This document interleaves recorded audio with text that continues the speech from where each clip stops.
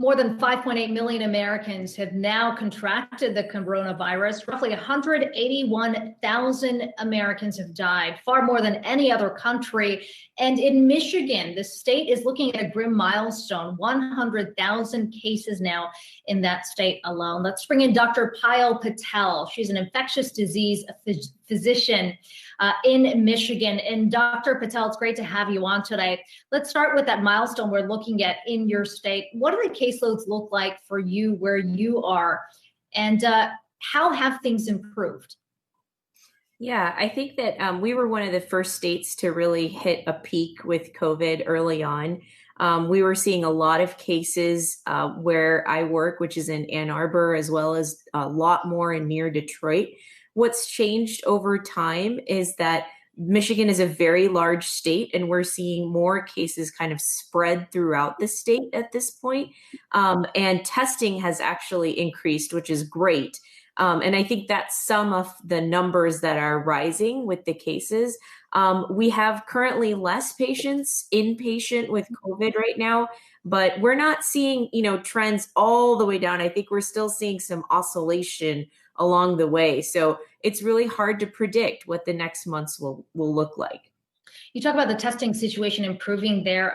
There are some questions about the new CDC guidelines that have come out that essentially says if you are not symptomatic, you don't necessarily need to get tested. And the question is whether the CDC put that out because of the strains that's been put on testing right now. What's the capacity where you are right now? Do you have enough test kits in place to get a good grasp of how the virus is spreading in the community? Yeah, that's a great question. I think that, definitely in terms of how many tests are available and time to get your answer to your test, we have improved. However, there is still much distance that could be easier. And so, people have proposed home testing. There are some tests that are being run that you could actually have at home that wouldn't involve what some people call a brain biopsy, or, it sounds so scary to get tested. And I think that stops people from getting tested. Having an easier way to get tested and having a quicker turnaround, I think would really help people feel more comfortable getting tested. And we're still not there. And I think the infectious disease community is very behind more testing so that we can know who actually has COVID.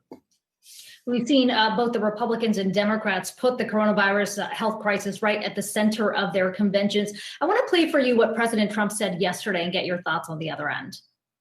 We launched the largest national mobilization since World War II.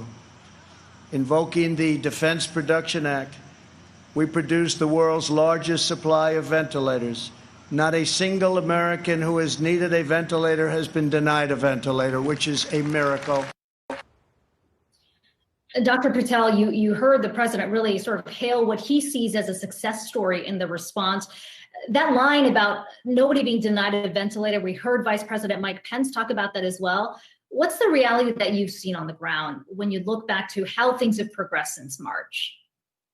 I think anyone looking at kind of what we've seen in the United States doesn't think that we should sit on our laurels, right? So I don't think that we should be necessarily celebrating at this point.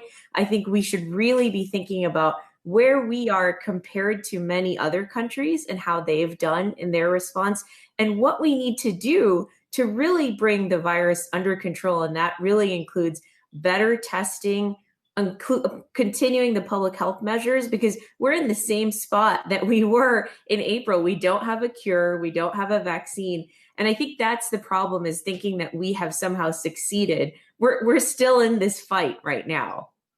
You talk about the politicization of so many fronts on the coronavirus. The vaccine is one concern. You had the FDA Commissioner Stephen Hahn walking back some comments he made about the treatment with convalescent plasma and the efficacy. Now we're hearing reports of a lot of patients concerned about any kind of vaccine that comes to market because of the way that it's been sped through. I mean, how big of a challenge does that present to you when you want more patients to get the vaccine when it comes to market, particularly because it overlaps with the flu season? Yeah, I think you can't actually underline how important it's going to be to get as many people vaccinated as possible. If you think about the numbers every year, family and friends that listeners have that don't get the flu vaccine, I mean, we need to double those numbers to really get to what people want, which is herd immunity. So I think while we're waiting for the vaccine, instead of just relaxing, we should be actually focusing from a federal, state, and academic viewpoint on how to increase vaccine uptake in the entire country. Dr. Payal Patel, infectious disease physician in Michigan. Great to talk to you. Thanks.